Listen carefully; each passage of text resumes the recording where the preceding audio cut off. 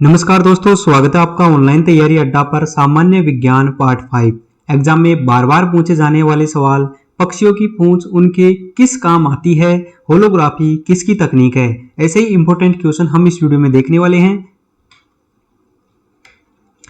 Bokaro steel plant किस देश के सहयोग से बना? तो पूर्व सोवियत संघ के सहयोग से। किसके सहयोग से? पूर्व सोवियत संघ के सहयोग से। राष्ट्रीय विज्ञान दिवस कब मनाया जाता है? राष्ट्रीय विज्ञान दिवस 28 फरवरी को मनाया जाता है। राइबोफ्लोविन है, राइबोफ्लोविन विटामिन B2। क्या है? विटामिन B2 का नाम है राइबोफ्लोविन। मधुमक्खियों के काटने पर किसके कारण दर्द होता है? जो मधुमक्खियां होती हैं उनके काटने पर किसके कारण दर्द होता है? तो यह फार्मिक अम्ल के कारण होता है। संवेग कैसी राशि है, सदिश या अदिश? संवेग, तो संवेग एक सदिश राशि है। आप सही से मिला लीजिए, संवेग कौन सी राशि है? सदिश राशि है। हेमेटाइट किसका अयस्क है? हेमेटाइट, हेमेटाइट आयरन का अयस्क है। आयरन का सूत्र है Fe। सूर्य में ऊर्जा का निर्माण किस प्रक्रिया से होता है? सूर्य में ऊर्जा का निर्माण नाभिकीय संलयन। भूप्रपटी में सर्वाधिक मात्रा में पाया जाने वाला तत्व है? भूप्रपटी में तो ऑक्सीजन है। ध्वनि का वेग अनुमानतः कितना होता है? ध्वनि का वेग तो 330 मीटर प्रति सेकंड। कितना होता है ध्वनि का वेग? 330 मीटर प्रति सेकंड। सीवी रमन जी को भौतिक का नोबेल पुरस्कार कब मिला था? सीवी रमन जी को भौतिकी का जो नोबेल पुरस्कार दिया गया था, कब दिया गया था? तो यह 1930 में दिया गया था। और नोबेल पुरस्कार की शुरुआत की गई थी अल्फ्रेड नोबेल की याद में। और दोस्तों, अगर आपको नोबेल पुरस्कार के बारे में जानकारी चाहिए तो आप चैनल पर जाकर पूरा वीडियो देख सकते हैं। कंप्यूटर की इंटीग्रेटेड सर्किट के लिए चिप साधारणतः किसके बनाए जाते हैं? किसके बनाए जाते हैं? जो आईसी होती है कंप्यूटर की, सिलिकॉन की। किसके बनाए जाते हैं? सिलिकॉन के। मनुष्य के शरीर की सबसे लंबी हड्डी है?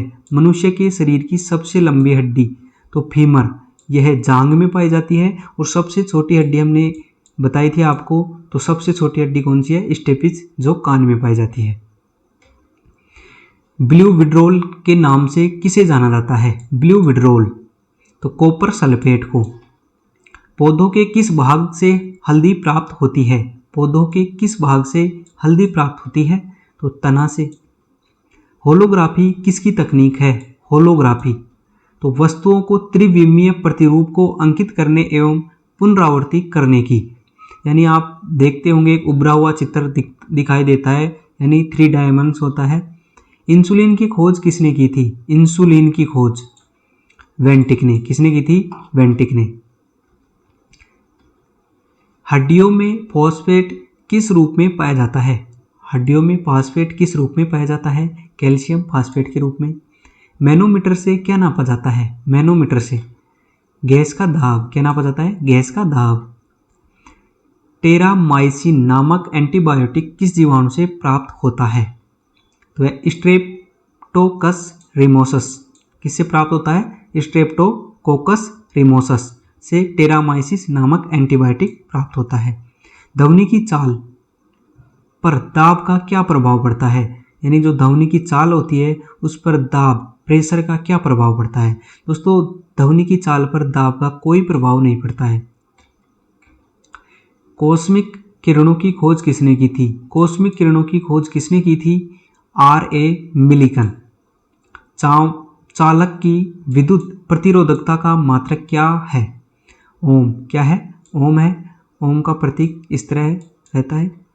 पृथ्वी की औसत घनत्व कितना है? पृथ्वी का जो औसत घनत्व है, एवरेज डेंसिटी 5.5 ग्राम प्रति घन। जर्मन सिल्वर में कौन कौन से संघटक होते हैं? तांबा, निकिल और जिंक।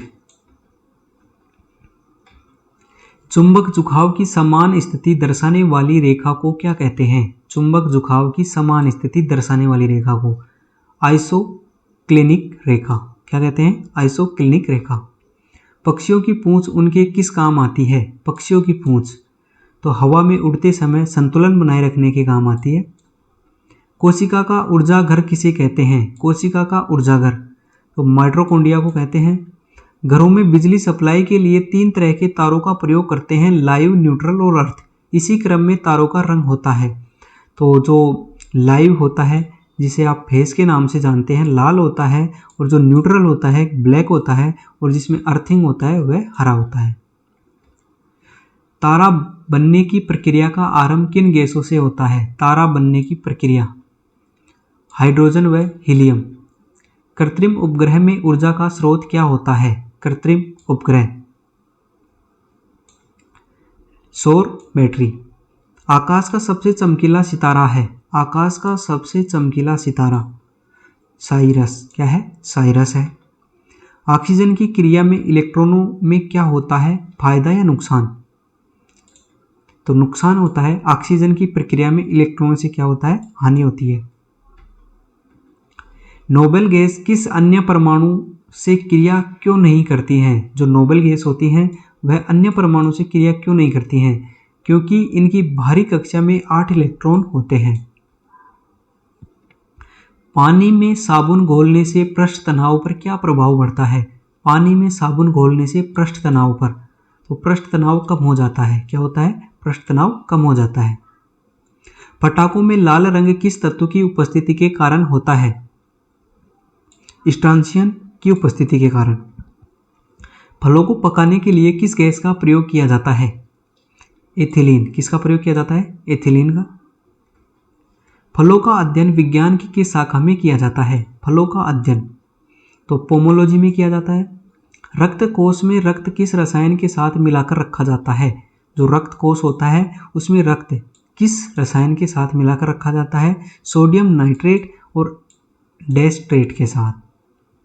प्रकाश में ध्रुवण की घटना की क्या सिद्ध करती है? जो प्रकाश में ध्रुवण की घटना क्या सिद्ध करती है? तो प्रकाश की तरंगे अनुप्रस्थ तरंगे होती हैं। एक प्रकाश वर्ष में होते हैं 9.46 इंटू 10 की पावर 12 किमी। फोटोग्राफी में प्रयोग किए जाने वाले हाइपोविलियन का रासायनिक नाम क्या है? तो सोडियम थायोसल्फेट। क्या नाम है? Sodium thiosulphate. हुक्म का नियम विज्ञान की किस शाखा से संबंधित है? हुक्म का नियम तो भौतिक विज्ञान से। किससे है? भौतिक विज्ञान से है। डॉपलर प्रभाव किस क्षेत्र से संबंधित है? डॉपलर प्रभाव ध्वनि तथा प्रकाश से। किससे संबंधित है? ध्वनि तथा प्रकाश से। मेंडल का नियम संबंधित है। मेंडल का नियम आनुवंशिकता से। गेगर जॉन मेंडल, इन्होंने सबसे पहले मटर के पौधे पर प्रयोग किया था। स्टील पर जिंक की परत चढ़ाने को क्या कहते हैं? स्टील पर जो जिंक की परत चढ़ाई जाती है उसे क्या कहते हैं? गैल्वेनाइजेशन। क्या कहते हैं? गैल्वेनाइजेशन। यांत्रिक ऊर्जा को विद्युत ऊर्जा में बदलने वाला यंत्र है। यांत्रिक ऊर्जा को डायनेमो। क्या है? डायनेमो। सूक्ष्म कणों की किस द्रव या गैस में दिशाहीन स्वच्छंद गति को कहते हैं? Brownian movement. विज्ञान की शाखा फोटोसोनिक्स में किसका अध्ययन किया जाता है? पौधों पर ध्वनि का प्रभाव। दोस्तों, अगर आपको वीडियो अच्छा लगा तो लाइक कीजिए, चैनल को सब्सक्राइब कीजिए और अपने दोस्तों के साथ शेयर कीजिए। मिलते हैं नेक्स्ट वीडियो में। तब तक के लिए जय हिंद, जय भारत, भारत माता की जय, वंदे मातरम।